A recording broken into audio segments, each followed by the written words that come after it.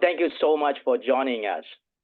California Coalition Against Drugs strongly opposes to the legalization of psychedelics, which are deleterious, especially to the young people. We beat the proponents' attempts to legalize psychedelics in the last 3 years, including legalization for recreational purposes, day rape drug ketamine, LSD, group sharing, public transfer, etc. So they have no alternative now but to turn to medical purposes, as reflected in their latest bill, SB 1012. But they're not going to be stopping here, just like the case of cannabis. They will keep pushing for eventual recreational purposes. They just want to use this bill as a stepping stone. So we should reject SB 1012 and the related bill, AB 941, which would authorize a group of people to come up with the framework and guidelines in governing the medical use of psychedelics. The main proponent, California Senator Scott Wiener, has long been using every effort to legalize drugs in the state of California. Well, his excuse is, since we have not been able to catch all the drug gangs, we may as well legalize all drugs. This is so ridiculous. This ridiculous excuse has given rise to overwhelming condemnation. Now, with his logic, we need to legalize everything, right? And make it a lawless society. I've been taking the lead for 8 long years to block his attempt to legalize illegal drug injection site, which is virtual legalization of all drugs. We beat them completely on this, including getting 2 governors' vetoes. Scott Wiener has stated that the legalization of psychedelics is his first major step towards legalizing all drugs. Just based on this statement, we should firmly reject his proposal to legalize the psychedelics. About 3 years ago, he started by introducing SB 519, aiming even to legalize most hallucinogens, including the day rape drug ketamine and LSD, which is notorious for causing murders. This created a major outcry, and the bill was impeded at an Assembly Appropriation Committee, who wanted to provide funding for research on psychedelics. But Scott Wiener refused to do research, and he simply withdrew the bill illogically. Why did he even refuse to do research? This is a good reflection of his intention to legalize drugs regardless. He then came back with another bill the following year, SB 58, as expected. This bill is basically a similar bill, except the removal of LSD and ketamine due to our strong opposition. Group sharing, facilitated use, or supported use, which is a built-in defense for the drug gangs, was still being pushed for in this bill. Wiener argues that the FDA process is too long, and he wants the psychedelics to be exempt from this process.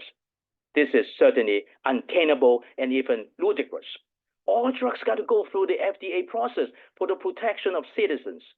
There has been no conclusive evidence whatsoever from scientific medical research substantiating the efficacy and innocuousness of the psychedelics.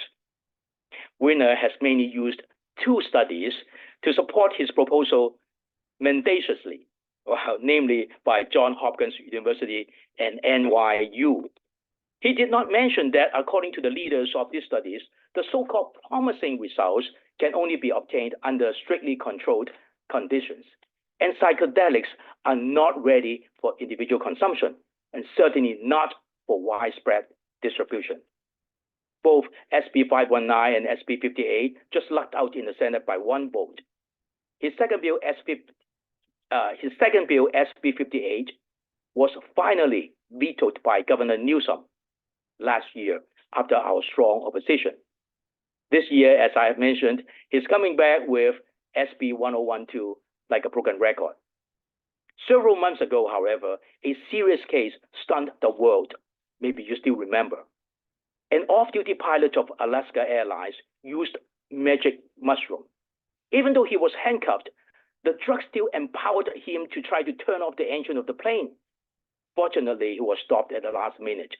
How can anybody keep saying that the psychedelics are safe? Let me tell you the main problems of SB 1012.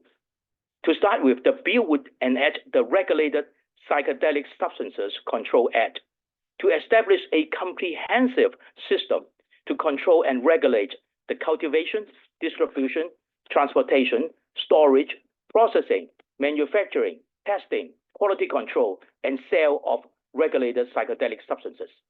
Well, this is to create a new industry for psychedelics, and they will not be stopping at medical purposes. Before the psychedelics are proven to be safe and effective, why are we jumping steps to create such a large industry and virtually force the issue of full legalization? Moreover, the above-mentioned detailed specific regulations are so complicated and can easily give rise to various problems. Approving SB 1012 is not just to approve psychedelics for medical purposes. It is much more pernicious than that.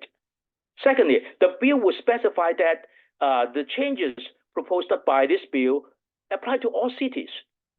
This, as opposed to the case of legalization of cannabis, takes away cities' control on the issue, even though the cities would have to comply with the new law and to deal with various new problems.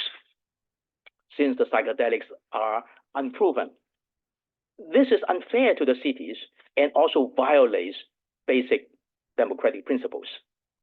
Citizens should be given the chance to decide whether they would like to have unproven drugs in their city, right? Moreover, SB 1012 does not create proper deterrence against violation of the new law. For example, Article 4 for enforcement, Code 3230 states, unless otherwise specified, a violation of this chapter is a misdemeanor and shall result in a fine not to exceed $1,000. A misdemeanor only and not to have a fine more than $1,000 are not enough deterrence, especially in connection with Article 4 Code 3231-1D, engaging in fraud or coercion with a client, and Code 3231-5, impersonating a license holder or allowing a non-licensed person to use a license. This is only to mention a couple. Finally, SB 1012, if approved, will create a fund unprecedented in the whole nation for the so-called education, or actually promotion of psychedelics, to the dismay of taxpayers. Why can our state be taking hard-earned taxpayers' money to promote unproven drugs? Californians should voice strong opposition vehemently. A major argument from the proponents is that since there are underground activities related to the psychedelics, legalization should take place. This is indeed a laughable old excuse that they have been using for a long time. Can they come up with a better one? With this logic, all kinds of drugs or even crimes should be legalized. The so-called harm reduction approach is simply an excuse by the drug gangs to keep pushing drugs. With legalization, citizens, especially young people, will tend to believe that the psychedelics are safe and are tempted to try.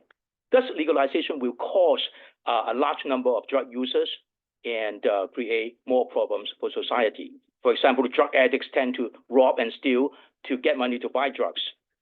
Last year, CHP stated clearly that if the psychedelics are approved, California freeways will not be safe. California College and University Police Chiefs Association stated that if the psychedelics are approved, there will be no safe college campuses in the state of California. While even Democratic Senator Warhap stated clearly that she's worrying about the impact of the psychedelics on people, especially people under the age of 26. So everybody is concerned with the psychedelics and also with drugs. Why does Scott Wiener keep pushing for drugs like a broken record? Why? Is he doing this to benefit Californians? Suffice it to say, it is imperative that everyone writes to the legislators of your region to express your serious concerns over SB 1012 and AB 941. Please also encourage the others to do so. Now, contacting the legislators in the committees that SB 1012 is heading to is recommended. There are two committees, namely California Senate Public Safety Committee and California Senate Business, Professions, and Economic Development Committee.